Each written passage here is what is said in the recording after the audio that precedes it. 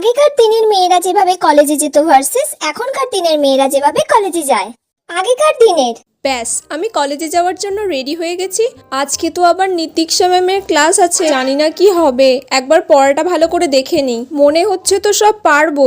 Ma'am আবার বলেছে পরীক্ষা নেবে, যেন ভালো করে দিতে পারি, ভগবান বাঁচিয়ে নিও। সব গুছিয়ে নিই আগে ব্যাগে ভালো করে। আসছি মা, আমার হয়ে গেছে, আমি কলেজে যাচ্ছি। এখনকার দিনে আজকে তো আমি একদম রেডি হয়ে গেছি কলেজে যাওয়ার জন্য। যা লাগছে না কি বলবো।